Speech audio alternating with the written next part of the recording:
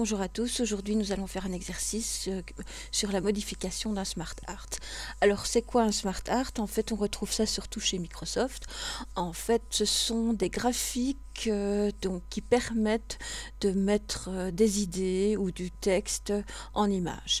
Donc contrairement aux graphiques sur l'évolution des prix par exemple, et là ici ça va plutôt être des graphiques qui permettent de montrer l'évolution d'un projet par exemple. Donc ici on n'a pas de chiffres. Ça va être les différentes phases d'un projet, une ligne, un organigramme, une ligne du temps, tout ceci en fait. Ici, je vous ai mis donc dans les fichiers de travail différents modèles. Ici, vous avez un fichier ODP, donc de LibreOffice. On va l'ouvrir et nous allons prendre le slide 109. Donc une fois qu'il est ouvert, vous voyez ici, donc vous affichez bien votre barre des diapos, donc votre volet des diapos ici. Le volet latéral doit être affiché également. Donc le volet latéral, c'est celui qui permet d'accéder aux propriétés, aux transitions, etc. Et si il n'est pas affiché, donc petit rappel, on va dans Affichage, volet diapo doit être coché, et volet latéral ici aussi. Donc vous devez cliquer dessus s'il n'apparaît pas. Une fois que ceci est ici, vous voyez en fait voilà un Smart Art. Vous voyez, on a différentes représentations. On peut passer. Alors pour aller retrouver notre slide 109, donc vous parcourez, il y en a quand même pas mal ici que vous pouvez réutiliser par la suite. Ça vous donne un peu une idée de ici. Voilà. Par exemple, si je prends celui-ci, vous voyez, donc c'est une façon de mettre ces idées sous forme de graphique en fait. Voilà. Alors, pour aller sur le slide 109, comment je fais? Vous avez ici dans le volet latéral, donc au début nous avons les propriétés, puis les transitions, les animations, etc. Donc tout en bas, vous avez comme un genre de boussole, de petites roues avec un genre de petite boussole. Vous cliquez dessus, c'est ce qu'on appelle le navigateur. Alors ce navigateur, qu'est-ce qu'il va vous permettre? Il va vous permettre d'accéder à différents éléments de votre diaporama. Si par exemple je me positionne ici sur la première diapo, vous voyez, il me dit qu'en fait c'est le slide 7, je ne sais pas pourquoi il a mis, si je me mets ici, vous voyez, slide 12, il les a numérotés tout à fait différemment. Diapo 10, je suis sur celle-ci, vous voyez, et les diapos n'ont rien à voir avec les slides. Donc là je vais aller simplement sur le slide 109, donc il faut bien suivre. Donc je vais descendre, le voici, donc voilà, voici mon slide 109. Il correspond à la diapo 121. Donc je vais simplement me positionner donc sur cette diapo. Je vais faire un clic de droite, copier. Et là, je vais aller faire un nouveau document, présentation. Et ici, je vais faire coller. Il me demande si je veux mettre à l'échelle, je vais mettre oui. Et voilà, donc on a une page blanche ici avant et il l'a inséré directement derrière. Alors si vous n'avez pas cette page blanche au départ, c'est pas bien grave. Vous savez que vous pouvez faire un clic de droite, nouvelle diapo, et il en créera une naturellement. Pour l'effacer, je vais supprimer la diapo. Donc maintenant, nous allons commencer notre travail. Donc la première diapo, nous allons... Donc ici, ça sera déjà dans la deuxième partie en fait. La toute première partie, c'est ce que je vous ai expliqué précédemment. Donc si vous prenez les consignes de la page 2, vous avez la première diapo, c'est la diapo de titre. Alors nous allons aller ici dans les propriétés, donc je vais remettre mon plein écran. Et je veux qu'il y ait juste un arrière-plan dégradé et de jaune foncé. Donc jaune foncé, jaune clair, jaune foncé de E, je pense que j'avais mis, vert, or clair. Je pense que je me suis trompée, c'est pas or clair. Jaune foncé, à mon avis, il l'a mis plus vers les verts. Ici, voilà, jaune foncé 2. Et ici, or clair 1. Voilà, peu importe, hein, vous choisissez celui que vous voulez. Ici, je veux une diapo simplement toute vierge et je vais ajouter un fontwork. Nous allons simplement mettre du texte dans le fontwork et changer la police de caractère avec la taille de caractère. C'est tout ce que nous allons faire au niveau des fontwork cette fois-ci. Donc, insertion, fontwork, et nous allons prendre favorite 2. Nous allons faire OK. Alors, pour aller saisir du texte dans la fontwork, double-clic. Voilà. Et là, nous allons taper notre texte et ça va être ma semaine. Donc, je vais simplement retirer le texte au départ.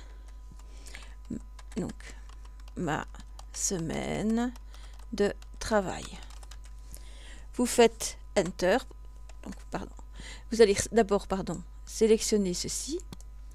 Puis, vous allez garder Noto 100 et nous allons prendre la taille 32 points.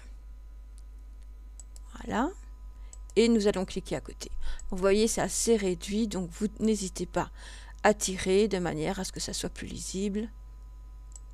Voilà. Et on va la déplacer pour que ça... Voilà. Donc ici, en fait, ces lignes-là, je pense que c'est juste un souci de lenteur de mon PC, parce que je le sollicite un peu trop. Donc la première diapo est faite, nous allons passer à la deuxième. Alors si vous regardez, je n'ai que 4 carrés avec les bords arrondis ici, et en fait une semaine de travail normalement, c'est censé être 5 jours, donc nous allons essayer de rajouter un carré ici. Donc je vais prendre ceci, je vais, vous voyez, tout est sélectionné, je vais aller dissocier, clic de droite, dissocier, et c'est seulement à ce moment-ci que je peux prendre un des éléments. Alors pour ceci, donc nous allons, donc je suis sélectionné, je suis en train de suivre mes consignes pour être sûr que je n'ai pas de soucis. Donc nous allons dupliquer cette forme-ci, donc copier, et on va faire coller. Donc elle se positionne par-dessus. Nous allons la déplacer. Mais alors ce qu'on va faire avant tout, c'est que maintenant on va simplement sélectionner ces 4 éléments. Donc je sélectionne le premier, Shift pour le deuxième, Shift sur le troisième, Shift. Donc je garde le doigt enfoncé sur Shift et je clique sur chacun. Je vais les déplacer et je vais déplacer ici de manière à ce que ça soit. Je pourrais aller vérifier l'espace entre les deux. Donc ici je vais juste le remonter un petit peu, voilà.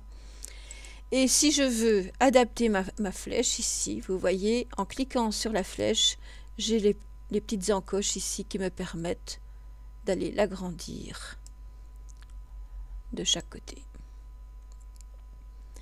Voilà. Alors, ce cadre-ci, on va changer les couleurs. On va cliquer dessus, on va faire un remplissage. Et si je me souviens bien, donc il faut que je regarde un petit peu. Donc c'est un... Je dois le remplir avec vert clair 1. Donc je vais aller ici, vous voyez dans les propriétés, j'ai automatiquement toute cette partie ici qui s'affiche. Donc ça c'est déjà du vu. Donc ici citron, vert clair 2, voilà. Si je me trompe, non c'est vert clair 1 que je devais prendre. Pardon. Donc ici, je vais reprendre, voilà. Donc, voici. Par la suite, donc, nous allons insérer les jours de travail dans ce texte-ci. Donc, vous sélectionnez le texte et vous allez saisir le premier, donc lundi. Alors, on va mettre la police, on va maintenir la police Calibri et nous allons mettre du 20 points. Voilà. Et nous allons faire la même chose pour chacun des éléments. Voilà. Mardi. Je le fais avant, comme ça je suis tranquille. Mercredi.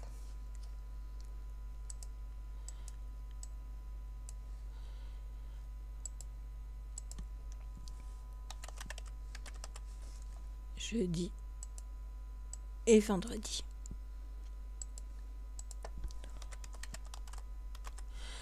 Maintenant, ce que nous allons faire, c'est que nous allons ajouter différents éléments pour faire les gifs. Alors, j'ai maintenu la flèche comme ça, on sait mieux cadrer l'élément ici, mais en fait on n'en a pas besoin, mais comme ça vous permet de voir qu'il est possible de travailler sur les différents éléments d'un Smart Art sans souci. Donc maintenant ce que nous allons faire, nous allons supprimer, avant tout, je vais insérer tous les gifs et puis on supprimera cette flèche, bien qu'on peut déjà la supprimer maintenant, il n'y a pas de problème. Donc nous allons insérer des gifs, donc les images qui sont animées. Donc c'est une insertion image et vous les avez trouvées ici. Donc je vais prendre à l'attaque. Voilà, vous voyez, c'est donc ici je vais la déplacer ici pour la mettre face au lundi. Ça n'a pas trop d'importance la façon dont on les met pour le moment. Donc on va faire insérer image. Voilà, ouvrir, mettre sous le vendredi. Et là, je vais directement je pourrais très bien le retourner, donc pivoter horizontalement, parce qu'il est pressé d'aller de partir pour le week-end. Nous allons insérer, donc vous vérifiez bien avant d'insérer les images, que rien ne soit sélectionné. Insertion image, je vais prendre mon petit ourson ici et nous allons le mettre face au mercredi. Voilà, on l'adaptera après, c'est juste pour avoir une petite idée ici. La même chose, insertion image, voilà, et ici nous allons mettre le mardi avec plein d'énergie. Insertion image, la dernière, notre petit qui est épuisé ici et que nous allons faire pivoter horizontalement. Voilà. Donc voilà, nous avons les 5 éléments qui sont reliés par rapport à un jour. Donc l'intérêt maintenant, donc on a supprimé la flèche, c'est qu'on va dupliquer cette diapo 5 fois. Et après, on va retirer les éléments qui ne nous intéressent pas pour faire avancer chaque journée, en fait. Donc ici, je vais faire dupliquer. Voilà. À nouveau, dupliquer. Dupliquer. Donc, j'ai déjà jeudi. Et dupliquer. Voilà. Donc, ça ferait lundi, mardi, mercredi, jeudi, vendredi. Alors, soit je l'ai fait une fois de plus et je supprime celle-ci, soit je la duplique complètement et puis c'est tout, je retire simplement les éléments qui m'intéressent. Donc je prends ici et je vais supprimer tout ceci. Donc Shift. Pourquoi les avoir mis avant? Parce que comme ça on a le cadrage qui est déjà fait, c'est plus facile. Voilà. Je vais effacer tout ceci. Naturellement, je n'ai pas tout pris. Voilà, et nous gardons notre lundi. Nous allons prendre notre Power Woman ici. Voilà. Et vous voyez, c'est très compliqué de la sélectionner. Oups, parce qu'elle devient invisible par moment. Donc, voilà. Et pour le lundi, c'est fait. Pour le mardi, donc nous allons supprimer le lundi et notre Power Woman. Et ceci, donc toujours Shift. Voilà. Voilà. Donc le mardi, nous allons le déplacer ici. Ici, nous allons agrandir l'image et plus ou moins la centrer. Pour le mercredi, alors moi ce que je conseille de faire, c'est d'aller déplacer directement, comme ça vous le placez au même endroit et pour vos transitions ça sera plus joli. Donc tout à l'heure j'ai fait un petit bug, voilà, même si vous cachez celle, oups, j'ai en fait le lundi, voilà, et je peux supprimer le lundi. Alors si elle passe devant ou quoi, vous pouvez cliquer position disposition, vous remettez vers à l'avant ou à l'arrière en fonction de celle que vous voulez maintenir. Voilà.